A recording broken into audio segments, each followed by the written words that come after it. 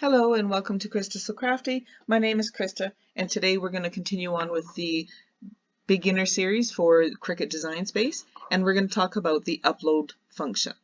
What that means is if you purchase an SVG or some other type file and you want to bring it into your Cricut Design Space so you can edit it, cut it, make a card, make a picture, whatever, then you need to upload it into Cricut Design Space, and this is how you do it.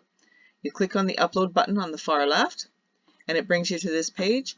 Click on upload image, click on browse. Now you can drag and drop if you like. I'm going to go to my desktop, which is where this file is, and I'm going to choose open.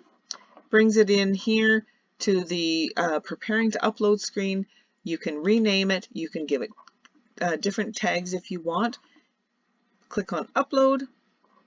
Now you'll see that our family time picture SVG is in our recent uploads, so you can click on that and click add to canvas.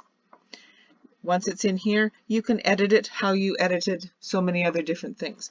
You can change how you want to, if you want it to be a print then cut or a cut, you can rotate it, you can change the size, you can change the color, all these different things you can do in here. And that basically is what the upload function is. The main thing that you have to worry about is finding where you have saved your files. Sometimes that can be fun. You can also drag and drop, so you would have your other file open. You would just grab that file and drag it on here, and it would do the exact same thing as what we did before. So I hope that was helpful to you. If you have any questions, please comment below and I will be sure to get back to you as soon as I can. Thank you and have a great day.